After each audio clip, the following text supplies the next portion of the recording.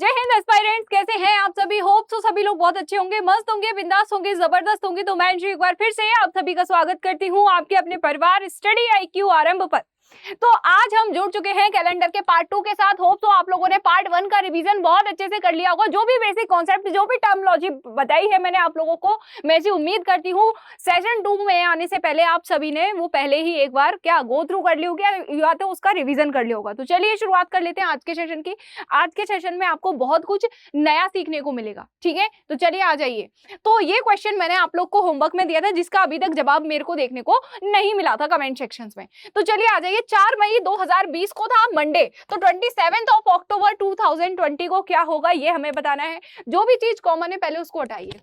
2020 common है, okay.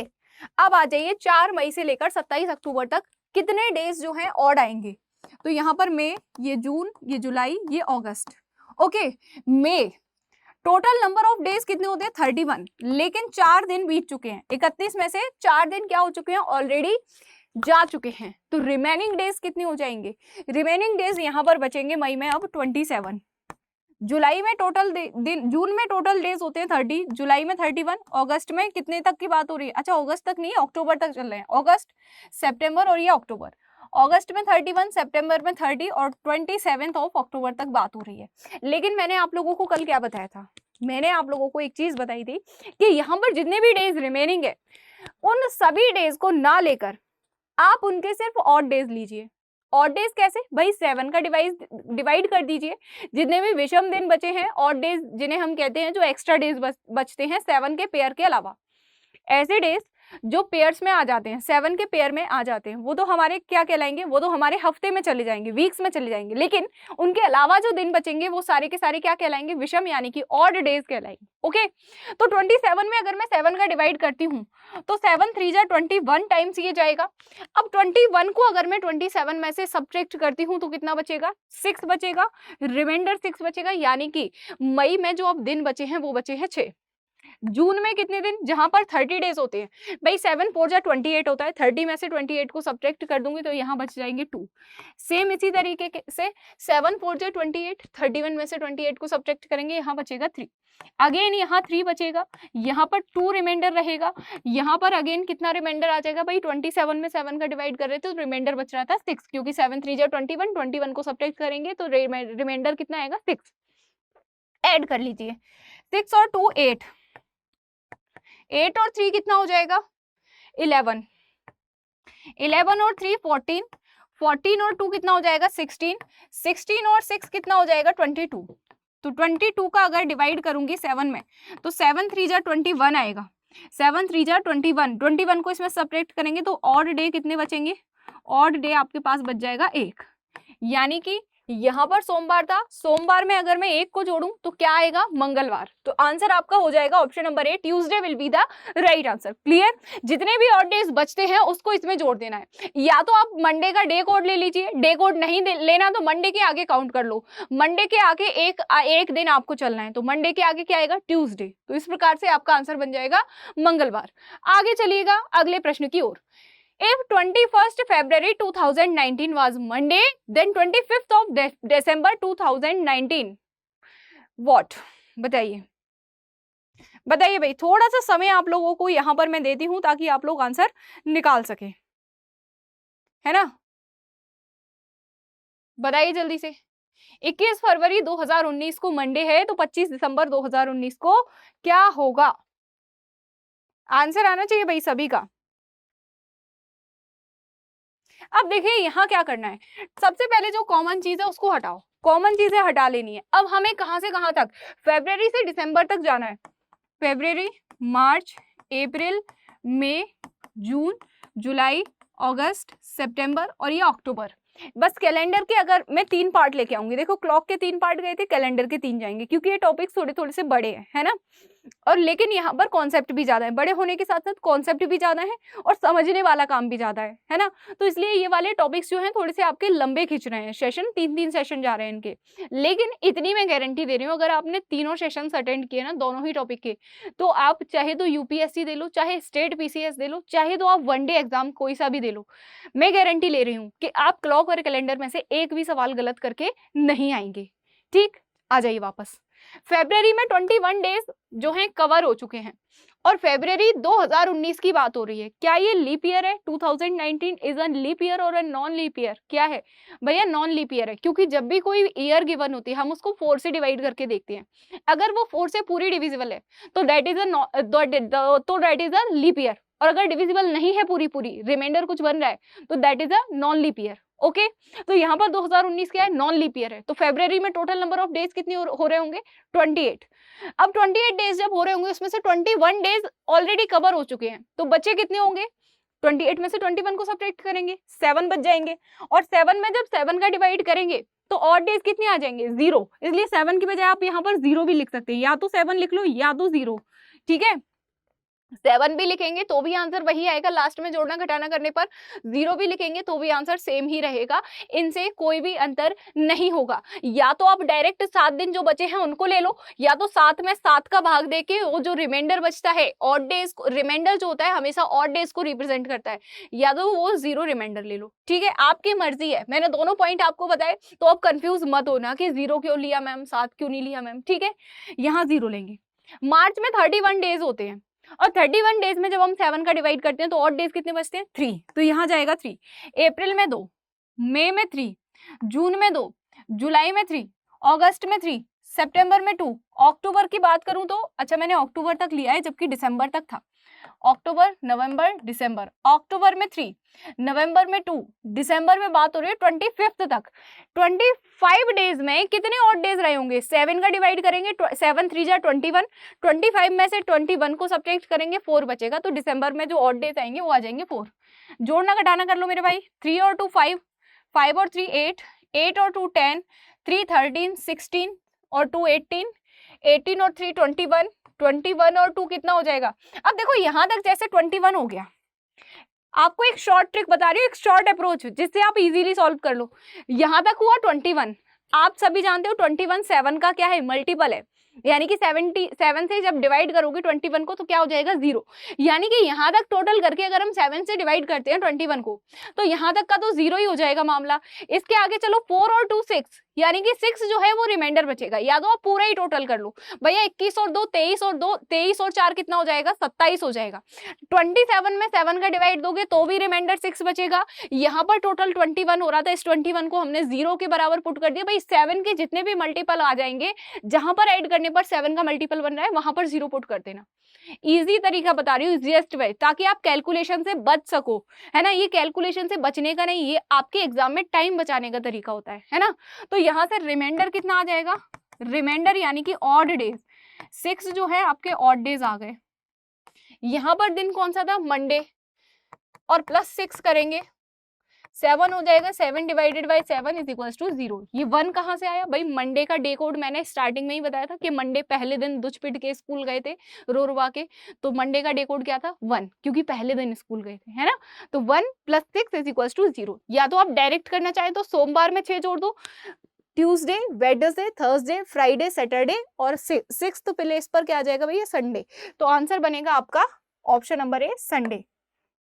आगे चलिए, 21 अप्रैल 2014 को रविवार था, तो 21 अक्टूबर 2014 को क्या होगा भाई? सबसे पहले तो क्या करेंगे, जो कॉमन चीज है उसको हटाएंगे। अब अप्रैल से लेके अक्टूबर तक, अप्रैल, मई, जून, जुलाई, अगस्त, सितंबर, ये अक्टूबर, कितनी अप्रैल से चल रहे हैं भाई? 21 अप्रैल से। अप्रैल में टोटल नंबर ऑफ डेज होते हैं 30 में से 21 ऑलरेडी डन हो चुके हैं, तो यहाँ पर बचेंगे 9। अब इस 9 में अगर 7 का डिवाइड दोगे तो रिमाइंडर क्या बचेगा? 2, तो ऑड डेज ले लो 2, मई में ऑड डेज 3, जून में 2, जुलाई में 3, अगस्त में 3, सितंबर में 2, अक्टूबर में 21 है, तो 21 तो पूरा कैंसिल हो जाएगा भैया। 7 से 21 तो पूरा कैंसिल हो जाएगा, यानी कि अक्टूबर में 0। 2 और 3 5, 5 और 2 7, ये 7 का खेल खत्म कर दो यहीं पर। समझ रहे हो ना मैं क्या कहना चाह रही हूँ? जहां पर 7 या 7 का मल्टीपल हो रहा है उसको 0 कर दो, है ना, क्योंकि वो ऑलरेडी वापस जब लास्ट में जाएगा टोटल होके तो वो 7 तो पूरा हट ही जाएगा 7 से, है ना। मेरी बात को आप समझने की कोशिश कर रहे हो, हाँ या ना? अगर मेरी बात समझ में आ रही है तो जहां पर 7 या 7 का मल्टीपल बन रहा है वहां कैंसिल कर देना। अगर नहीं समझ में आ रही है तो भैया पूरा तुम टोटल कर लेना, कि मैम हमको नहीं समझ में आ रही, हम तो टोटल करके ही करेंगे, तो आप टोटल कर लेना। मैं यहाँ पर आपको बचने का तरीका बता रही हूँ कि लंबे मेथड से किस तरीके से बचा जाए। अब आ जाओ, 3 और 3 कितना हो गया 6, 6 और 2 यहाँ हो गया 8, 8 में डिवाइड करेंगे 7 का, तो रिमाइंडर बच जाएगा, रिमाइंडर बच जाएगा यहाँ पर 1। कितना रिमाइंडर बचा यहाँ पर? 1 रिमाइंडर बच गया। यहाँ पर डे कौन सा था? संडे था। संडे में 1 ऐड करेंगे तो क्या आ जाएगा? मंडे आ जाएगा, यानी कि option number D, Monday will be the last right answer. अब आते हैं एक नए कॉन्सेप्ट पे। यहाँ पर मैं आपको बताती हूँ कि लीप ईयर जो है आपकी, एक तो लीप ईयर होती है, एक सेंचुरी ईयर होती है। तो इन दोनों चीजों में, एक ईयर होती है, एक सेंचुरी होती है, इन दोनों में हम लीप ईयर कैसे पहचानेंगे कि कौन सी सेंचुरी लीप है और कौन सा ईयर लीप है? देखो, ईयर के बारे में तो आप सभी को पता है, सेंचुरी का भी आई थिंक मैंने फर्स्ट सेशन में आपको बता दिया था। लेकिन अगर मैं बात करूँ लीप ईयर की, तो कोई भी आपको नॉर्मल ईयर गिवन है, जैसे कि आपको गिवन है 2010, जैसे कि गिवन है 1998, जैसे कि गिवन है 1786, जैसे कि गिवन है 1879, जैसे कि गिवन है 1896, ये आपकी क्या कहलाती हैं? ये आपकी कहलाती हैं ईयर। मैम सेंचुरी क्या होती है? भाई आप बताएंगे सेंचुरी क्या होती है, शतक क्या होती है, शताब्दी क्या होती है?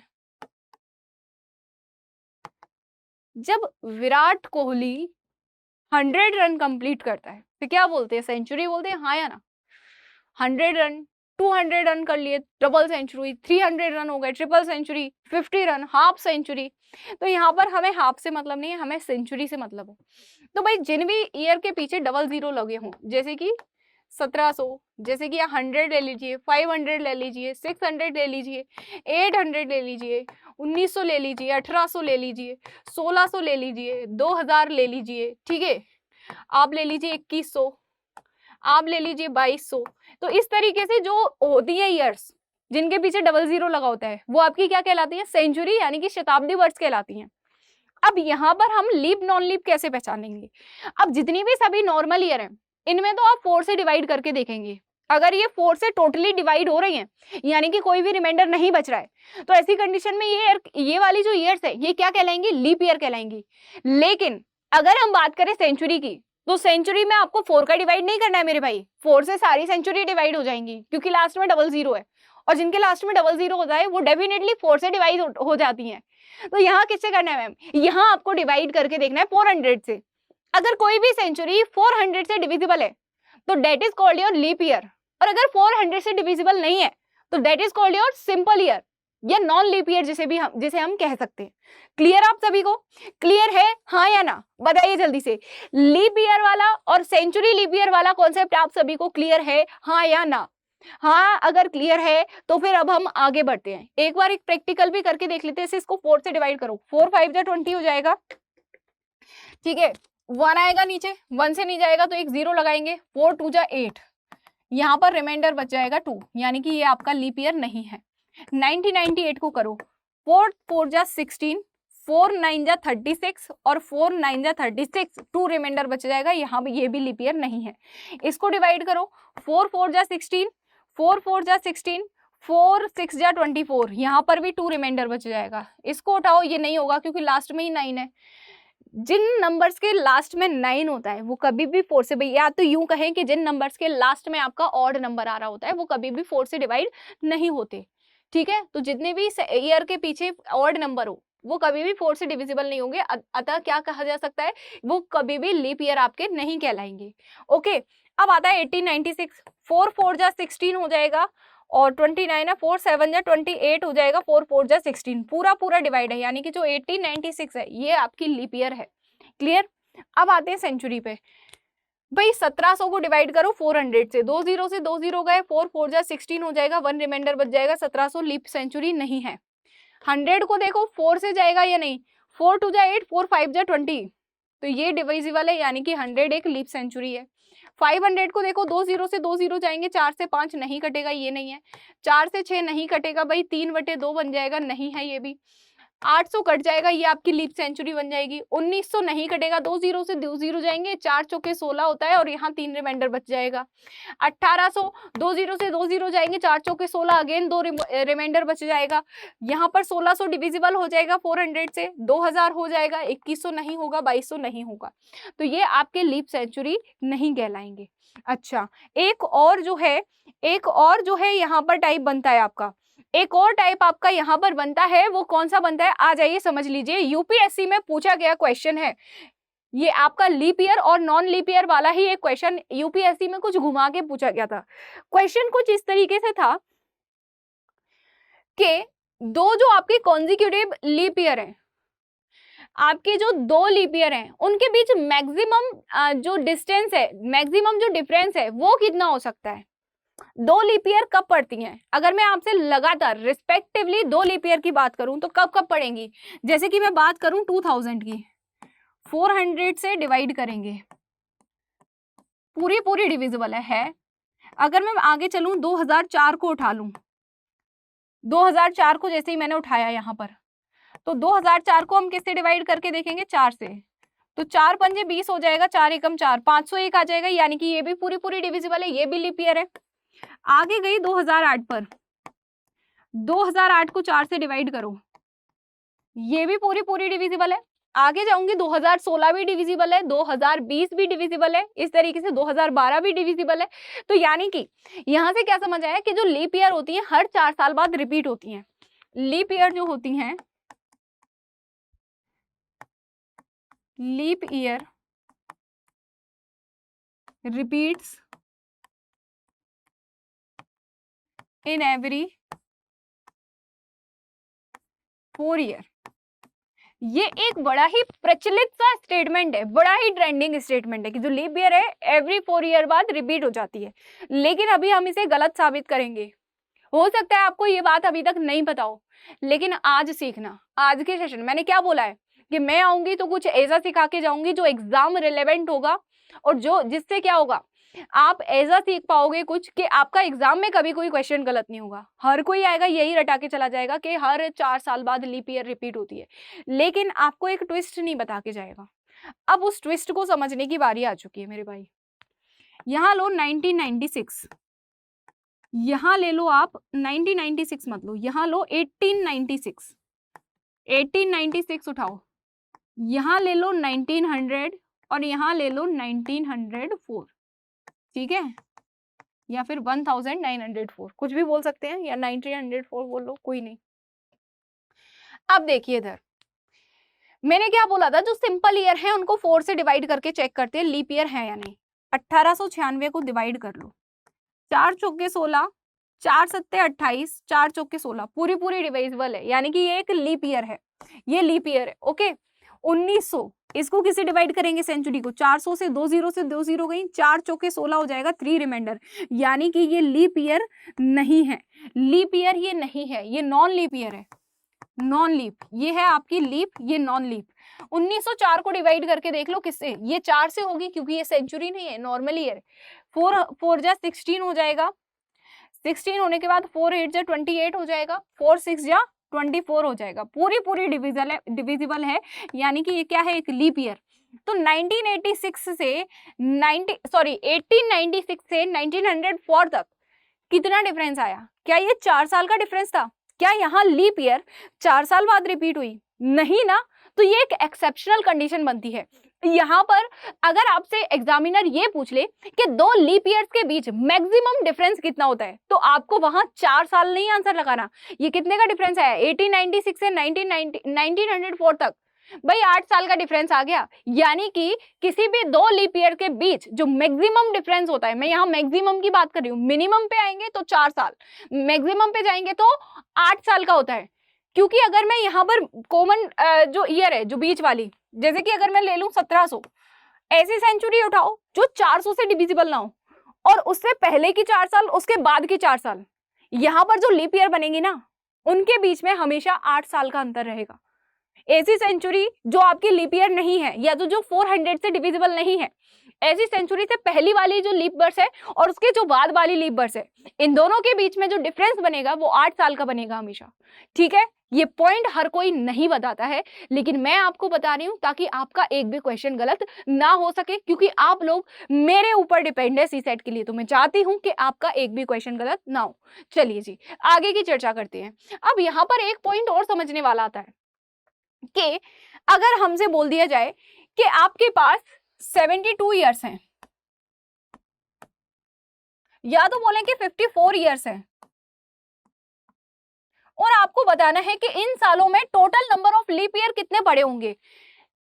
जैसे कि आपको अभी मैंने बताया कि जो एक लीप ईयर होता है हमेशा कितने साल बाद, 4 साल बाद रिपीट होता है, लेकिन कुछ एक्सेप्शनल केस ऐसे थे जिसमें लीप ईयर 8 साल बाद रिपीट हो रहा था।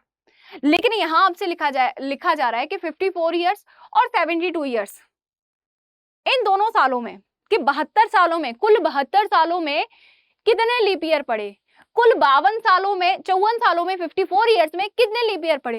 तो आप कैसे फाइंड आउट करेंगे?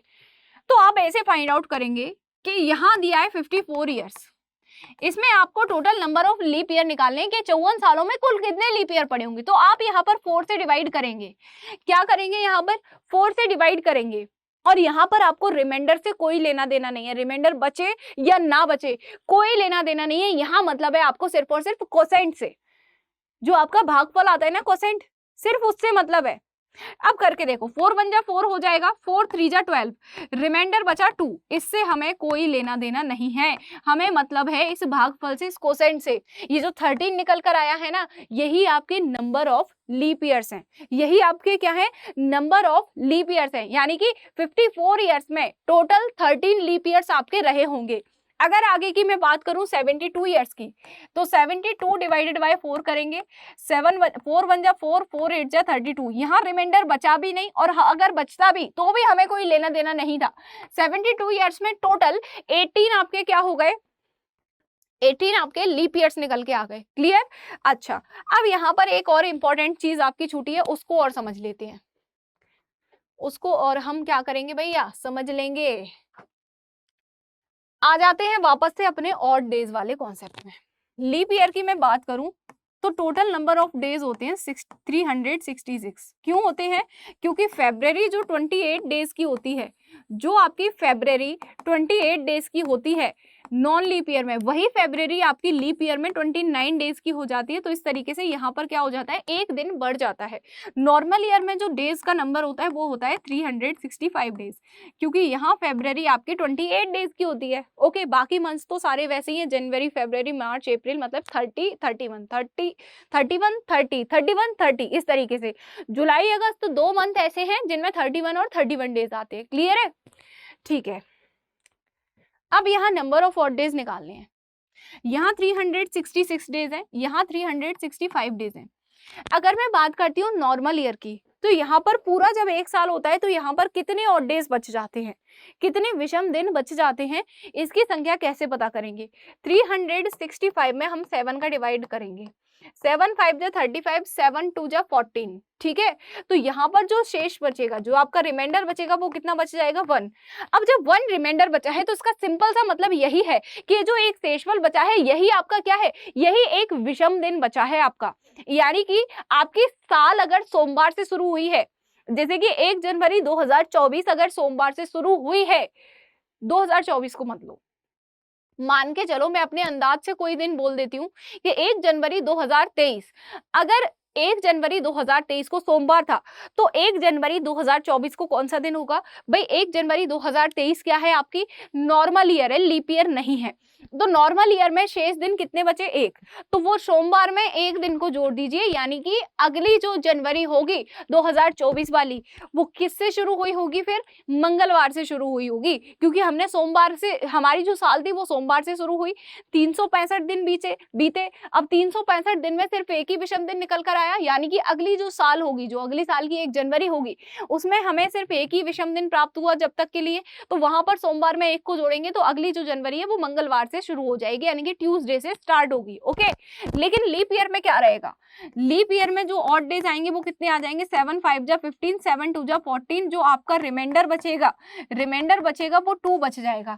यानी कि अगर आपकी 1 जनवरी 2024 मंगलवार से शुरू हुई है तो आपकी 1 जनवरी 2025 किससे स्टार्ट होगी, वही 2 विषम दिन आ गए तो मंगलवार में 2 विषम दिन जोड़ दीजिए, बुधवार और गुरुवार, यानी कि 1 जनवरी 2025 जो है आपकी गुरुवार से शुरू होगी। ओके, क्लियर है ये कॉन्सेप्ट, हाँ या ना, ये कॉन्सेप्ट आपको क्लियर है, हाँ या ना?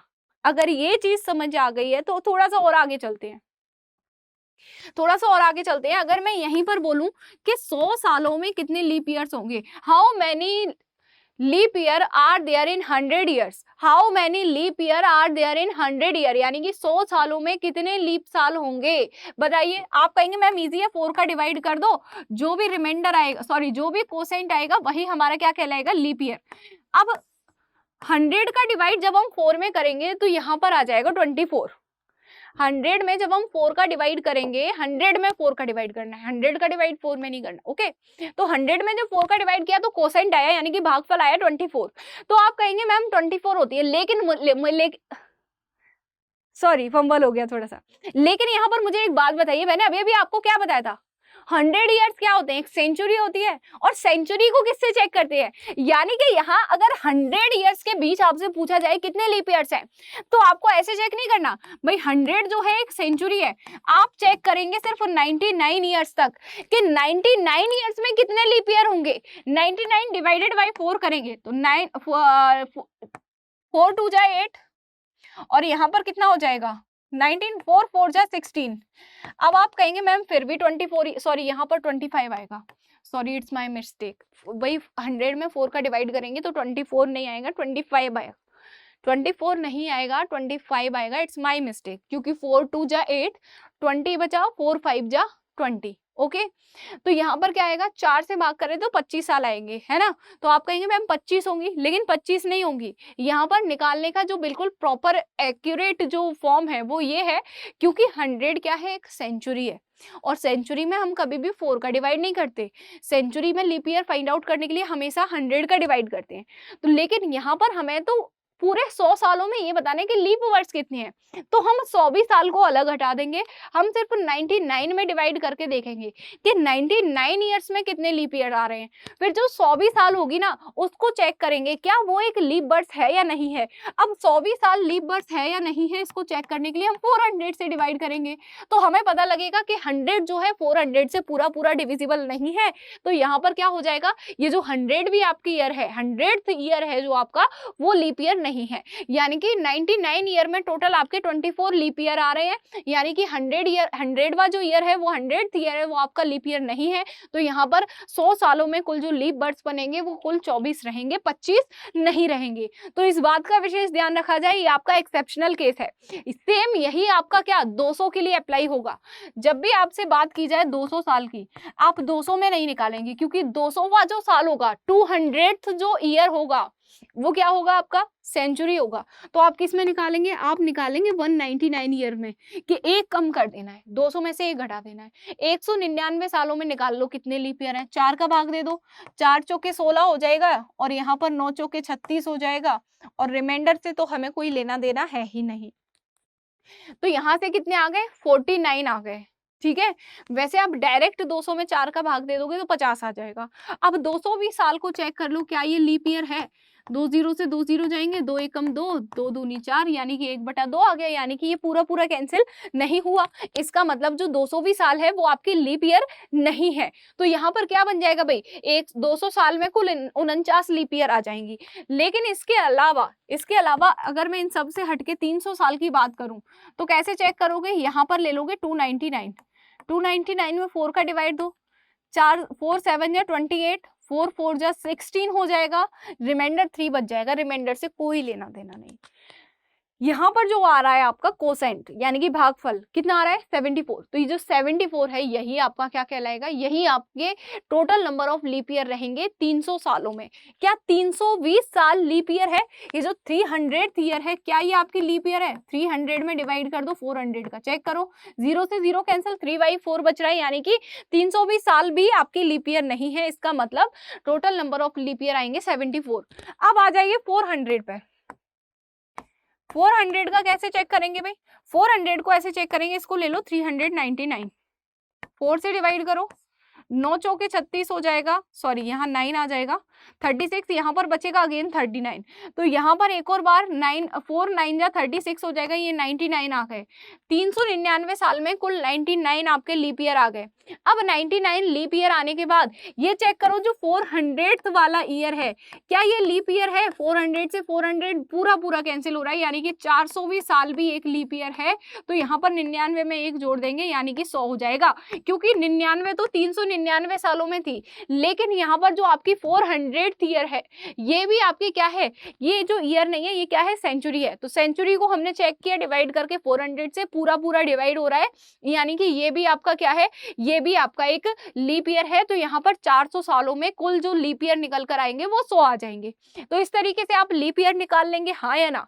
लीप ईयर निकालेंगे तो कुछ क्वेश्चन अब इससे रिलेटेड कर लेते हैं। इससे रिलेटेड क्वेश्चन कैसे ma'am?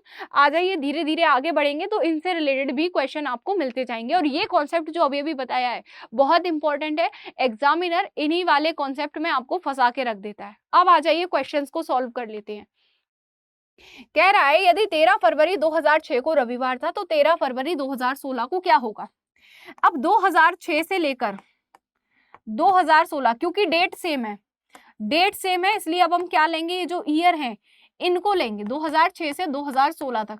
Total number of year कितने हो जाएंगे? 10 हो जाएंगे भाई। 6 के बाद 7 8 9 10 11 12 13 14 15 16, कितने हुए टोटल? 10 ईयर्स हो गए। अब मुझे एक बात बताओ, इन 10 ईयर्स में लीप ईयर्स कितने आ जाएंगे? इन 10 ईयर्स में लीप ईयर्स कितने आएंगे? 10/4 करके चेक करो, 4 2 जा 8, कोसेंट है 2, यानी कि 10 ईयर्स में आपके 2 लीप ईयर आ गए। तो 2 लीप ईयर पड़े हैं, यानी कि 2 विषम दिन एक्स्ट्रा रहे होंगे। क्योंकि अगर मैं नॉर्मल ईयर की बात करूं, 10 साल में आपके 2 लीप ईयर थे, 2 अगर लीप ईयर हैं तो 8 क्या होंगे? 8 नॉन लीप ईयर रहे होंगे। अब जो लीप ईयर होते हैं उसमें ऑड डेज कितने रहते हैं? एक साल में 2 ऑड डे आते हैं। लीप ईयर की अगर मैं बात करूं तो एक साल में विषम दिन कितने बचे थे? 2। और नॉन लीप की बात करूं तो विषम दिन कितने थे भाई? 1। तो वही कॉन्सेप्ट अब यहां आने वाला है। 10 साल में 2 लीप ईयर, 2 लीप ईयर में कितने विषम दिन हो जाएंगे भाई? एक साल में 2 होता है तो 2 में 2 हो जाएंगे, यानी कि 4 विषम दिन। 8 साल है नॉन लीप ईयर, तो एक साल में कितना विषम दिन होता है? 1। तो 8 साल में कितने हो जाएंगे? 8 × 1 कर दो, यानी कि 8 हो जाएंगे। कुल विषम दिन कितने आ गए? 8 और 4 12। क्या ये 12 7 से डिवाइड हो सकता है? 12 7 से बड़ा है, तो ये डिवाइड अगर होता है पूरा पूरा तो 0 रिमाइंडर, यानी कि सेम डे रिपीट हो जाएगा। अगर पूरा पूरा डिवाइड नहीं हो रहा है, अगर पूरा पूरा डिवाइड नहीं हो रहा है तो जो शेषफल आपका बच रहा है 5, उसको आप इस संडे में जोड़ दीजिए। संडे का कोड 0 होता है, 0 में 5 को जब भी हम ऐड करेंगे तो क्या आएगा? वही सेम नंबर आ जाएगा। और 5 किसका डे कोड होता है? 5 डे कोड होता है फ्राइडे, यानी कि शुक्रवार का। तो इस तरीके से आपको ये क्वेश्चन सॉल्व करने हैं, इस तरीके से आंसर निकालना है। आगे चलिए, कह रहा है 27 मार्च 2004 को थर्सडे था, तो 27 मार्च 2015 को कौन सा दिन होगा? If 27th March 2004 was Thursday, then what day will be on 27th March 2025? अब यहाँ पर डेट सेम है तो क्या करेंगे? ईयर का डिफरेंस ले लीजिए। 2004 से 2015 पर कितना डिफरेंस है? 16 ईयर का, सॉरी 11 ईयर का डिफरेंस है, हाँ या ना?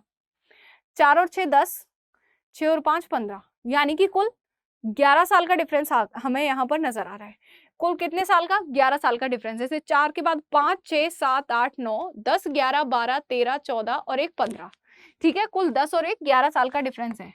11 ईयर्स, तो 11 ईयर्स में कितने लीप ईयर होंगे, कितने नॉन लीप ईयर होंगे, ये चेक कर लो। 11 ईयर में लीप ईयर चेक करो, 4 दूनी 8, यानी कि 11 साल में 2 तो आपके लीप ईयर हो गए, तो आपके नॉन लीप ईयर कितने रह जाएंगे? 9 रह जाएंगे। सिंपल सी बात है, जब 11 में से 2 लीप हैं तो 9 क्या हो जाएंगे? 9 आपके नॉन लीप हो जाएंगे। 9 क्या हो जाएंगे? नॉन लीप हो जाएंगे। अब देखो, अब यहाँ पर क्या निकालेंगे? Number of odd days. Number of odd days निकालने के लिए आपको सिंपली क्या करना है? वैसे तो मैंने आपको वो जो बेसिक तरीका है वो बता ही दिया। आपको ये जो लीप ईयर निकल कर आए हैं आपको टोटल ईयर्स में ऐड कर देना है, यानी कि 11 में इस 2 को जोड़ेंगे तो यहाँ से टोटल ऑड डेज आ जाएंगे 13। या फिर आप ऐसे भी कर सकते हैं, 2 लीप ईयर में, एक लीप ईयर में 2 विषम दिन होते हैं तो 2 लीप ईयर में कितने हो जाएंगे? 2 × 2 4। एक नॉन लीप ईयर में 1 विषम दिन होता है तो 9 नॉन लीप ईयर में कितने विषम दिन हो जाएंगे? 9। तो 9 और 4 कितना हुआ? 13। यहाँ पर भी 13 आ रहा है, यहाँ पर भी 13 आ रहा है। इनके पीछे का लॉजिक क्या है? 11 सालों में कुल विषम दिन 11 होते हैं, लेकिन इनमें से 2 लीप ईयर है और लीप ईयर में क्या होता है? एक एक विषम दिन एक्स्ट्रा आता है, तो ये 2 विषम दिन एक्स्ट्रा जुड़ जाएंगे, इसलिए यहाँ 11 और 2 13 डायरेक्ट ऐसे भी कर सकते हैं। दोनों तरीके बताए। जिसको ये तरीका नहीं समझ आया वो अपने पुराने इसी बेसिक तरीके से जा सकते हैं। बाकी मैंने आपको बताया है कि आपको अगर टोटल ऑड डेज निकालने तो आपको क्या करना है? जितने भी टोटल ईयर्स आपको गिवन है, जैसे 11 साल है, 11 साल में आपको लीप ईयर की संख्या को जोड़ देना है तो कुल विषम दिन निकल कर आ जाएंगे। तो टोटल ऑड नंबर थे, यहाँ पर ऑड डेज थे 13। 13 में 7 का भाग देंगे, 7 एकम 7 हो जाएगा और रिमाइंडर जो बचेगा वो कितना बचेगा? 6। रिमाइंडर कितना बचा? 6। यहाँ पर डे था कौन सा? थर्सडे। थर्सडे में 6 और जोड़ो, फ्राइडे, सैटरडे, संडे, मंडे और ट्यूसडे और एक वेडनेसडे। थर्सडे में 6 ऐड करेंगे तो क्या आ जाएगा? वेडनेसडे आ जाएगा। तो option number B, Wednesday will be the right answer. Clear है आप सभी को? हाँ या ना? क्लियर है तो एक क्वेश्चन आप लोगों के होमवर्क के लिए मैं छोड़ के जा रही हूँ। अब यहाँ पर मंथ भी चेंज हो रहा है, 27 जनवरी से 27 मार्च पर जा रहे हैं, मंथ भी चेंज हो रहा है। तो यहाँ पर क्या, सबसे पहले 27 जनवरी से लेकर 27 जनवरी तक का डेटा आपको निकाल लेना है। ठीक है, 27 जनवरी 2005 से 27 जनवरी 2018 तक निकाल लो। देन जो मैंने आपको मंथ्स वाला प्रोसेस सिखाया था कि मंथ में कैसे आगे बढ़ना है, जनवरी से लेकर मार्च तक के ऑड डेज निकालना, उसके अकॉर्डिंग फिर आप यहाँ पर जोड़ घटा देना। और अगर नहीं बनेगा तो कल के सेशन में इसको दोबारा से बनाने की कोशिश करेंगे। तो मिलते हैं अब आपसे नेक्स्ट सेशन में, तब तक के लिए जय हिंद, जय भारत, लव यू ऑल। हंसते रहिए, मुस्कुराते रहिए, गुनगुनाते रहिए।